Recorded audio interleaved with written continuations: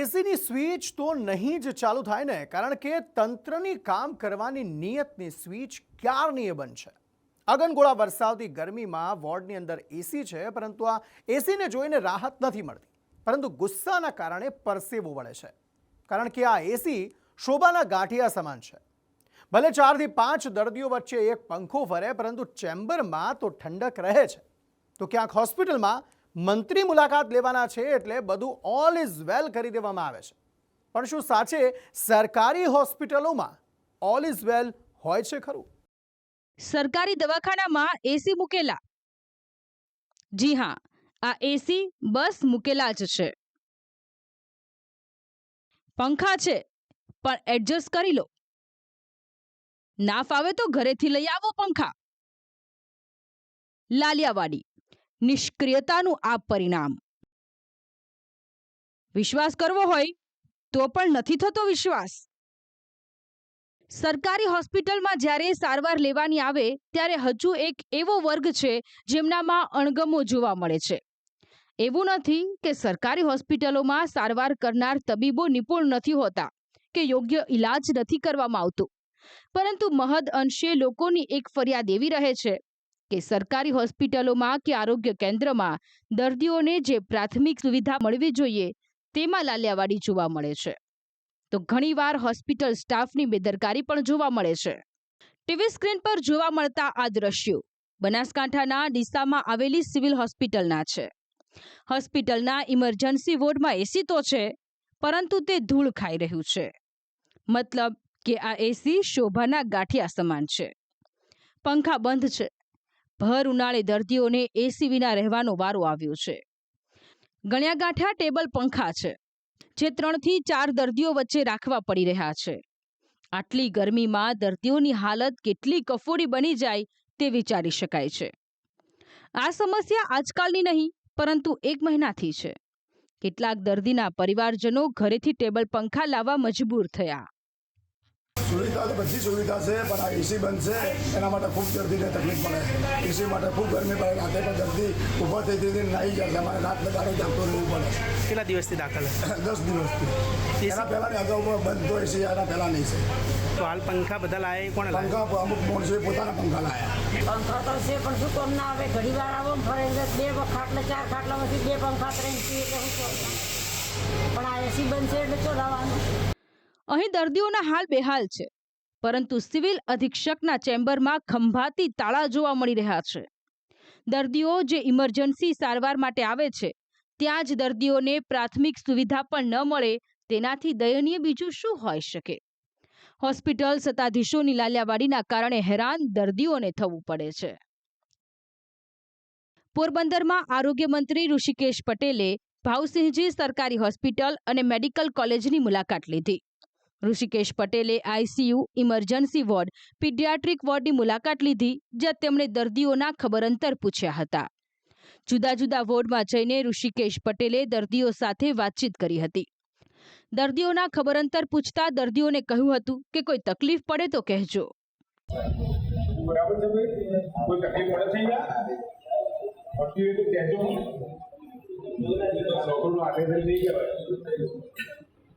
આ મુલાકાત દરમિયાન ઋષિકેશ પટેલે હોસ્પિટલના સત્તાધીશોને સૂચન કર્યું હતું કે દર્દીઓને કોઈ હાલાકી ન ભોગવવી પડે. ઋષિકેશ પટેલે ડાયાલિસિસ વિભાગની મુલાકાત લીધી હતી, જેમાં એસી બંધ હોવાનું સામે આવ્યું હતું. આ અંગે આરોગ્ય મંત્રીએ હોસ્પિટલના જવાબદાર અધિકારીઓ પાસેથી જવાબ માંગ્યો હતો. ત્યારે તેમણે કહ્યું હતું કે ફીડરનું કામ ચાલુ હોવાથી એસી બંધ છે. ઋષિકેશ પટેલે અધિકારીઓને પૂછ્યું હતું કે અહીં પીજીવીસીએલનો વીજળીનો પુરવઠો નિયમિત છે કે નહીં એ તપાસ કરો. એક્ચ્યુઅલી લાઈટ નથી તો કઈ પ્રોબ્લેમ છે? મને હા એ કીધું ઉપર બરાબર છે. જીબીને પૂછ ને. મને એટલું ડાયાલિસિસમાં શું વાંધો છે વોર્ડમાં? અહીંયા આ જે વિસ્તાર છે વિસ્તારની અંદર પીજીવીસીએલનો લાઇટનો પુરવઠો પ્રવાહ નિયમિત છે કે કેમ, કે ઇન્ટરપ્ટ થયો છે, એટલું પૂછી લો. જે ડાયાલિસિસ વિભાગ છે ત્યાં જ્યારે કંઈક ફીડરનો પ્રોબ્લેમ હતો, એને કારણે તેના એસી બંધ હતા. એ ફીડરનો પ્રોબ્લેમ સોલ્વ થઈ જતા એસી પુનઃ ચાલુ થઈ ગયા છે. એક તરફ જ્યાં આરોગ્ય મંત્રી ઋષિકેશ પટેલ ડાયાલિસિસ રૂમમાં એસી બંધ હોવાને લઈ અધિકારીઓને સૂચના આપી રહ્યા હતા, તે જ સમયે પોરબંદરના આરોગ્ય વિભાગના અધિકારીએ એસી ચેમ્બરમાં બેસવા જતા રહ્યા, જ્યાં પહેલેથી 16 પર એસી હતું.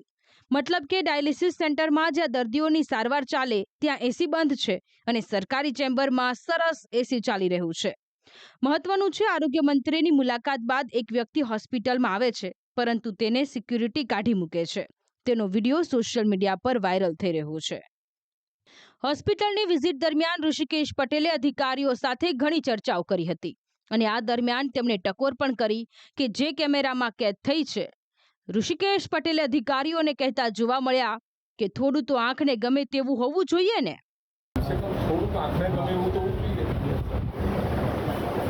શિફ્ટ થશે, સ્વાભાવિક છે. અહીંથી ત્યાં આગળ તમામ વ્યવસ્થાઓ નવી મેડિકલ કોલેજમાં શિફ્ટ થાય, થોડું દૂર પણ છે લોકોની દ્રષ્ટિએ, પરંતુ વિસ્તરતા શહેરની સાથે એ પણ નજીક થવાનું જ છે. પરંતુ જે શહેરની મધ્યમાં આવેલા બિલ્ડિંગને પ્રાઇમરી અને સેકન્ડરી ટ્રીટમેન્ટ માટે સજ્જ કરવું પડશે આપણે, જેથી કરી અને શહેરની અંદર વસતા લોકોને અહીંયા જ વ્યવસ્થાઓ મળી રહે. એટલે ચાલુ વ્યવસ્થાઓ પછી નવી ઊભી થયેલી વ્યવસ્થાઓ પછી આ બિલ્ડિંગનો મહત્તમ મેક્સિમમ કેવી રીતે ઉપયોગ કરી શકે અને સાથે પેશન્ટ કેર, ડૉક્ટરોની વ્યવસ્થાઓ અને સાથે પેરામેડિકલ સ્ટાફ અને જે મેડિકલને લગતા સાધનો અને દવાઓ. મૂળ વિષય અંતઃ આપણો લાભાર્થી એ પેશન્ટ છે. તે પેશન્ટની સુવિધાઓ માટે જ્યાં મુશ્કેલીઓ લાગતી હોય, નાની મોટી જે પણ લાગતી હોય, સરકારે ખૂબ સારી વ્યવસ્થાઓ ઊભી કરી છે. છતાં પણ ક્યાંક લેકિંગ દેખાતું હોય તો એને ફિલઅપ પણ થઈ શકે અને સારી વ્યવસ્થાઓ ભવિષ્યમાં ઊભી પણ થાય. ઉનાળો તેની પરાકાષ્ઠા વટાવી રહ્યો છે. આકાશમાંથી જાળે અગનગોળા વરસી રહ્યા છે અને આ ગરમીથી જો સૌથી વધારે કોઈ પ્રભાવિત થાય તો તે દર્દીઓ છે. ખાનગી હોસ્પિટલમાં તો દર્દીઓને સારી સુવિધાઓ મળી રહે છે, પરંતુ તકલીફ સરકારી હોસ્પિટલોમાં જોવા મળે છે. અને તેથી જ ગરમીની સમસ્યાને ધ્યાનમાં લઈ રાજ્ય સરકારે નિર્ણય કર્યો છે કે તમામ સરકારી હોસ્પિટલોમાં કુલરની સુવિધા ઊભી કરવામાં આવશે. ઓપીડી અને જનરલ વોર્ડમાં કુલરની વ્યવસ્થા ઊભી કરવાની સૂચના અપાઈ છે અને આ કુલરનો ખર્ચ રાજ્ય સરકારનું આરોગ્ય તંત્ર કરવાનું છે. સરકારી હોસ્પિટલો ત્યાં મળતી અસુવિધાઓ કે સ્ટાફની લાલિયાવાડીના કારણે જ નહીં, પરંતુ ઘણીવાર ત્યાં ચાલતા કૌભાંડના કારણે પણ બદનામ થતી હોય છે. અને આ યાદીમાં અમદાવાદ કોર્પોરેશન સંચાલિત વીએસ હોસ્પિટલ પણ સામેલ થઈ છે. વીએસ હોસ્પિટલ પર ફાર્મા કંપનીઓના રિસર્ચના નામે ટેકનિકલ ટ્રાયલના કૌભાંડ પર આરોગ્ય મંત્રીએ કહ્યું કે તેઓ સમગ્ર મામલે અજાણ છે અને આ અંગે તેઓ વિસ્તૃતમાં જાણકારી મેળવશે. એ વિશે મારા ધ્યાનમાં નથી, પરંતુ વીએસ એ મ્યુનિસિપલ કોર્પોરેશનની હોસ્પિટલ છે, એટલે કોઈ એવો વિષય હશે. છતાં પણ રાજ્ય સરકારે એમાં જે ક્લિનિકલ રિસર્ચની વાત છે એ અમે જોઈ લઈશું.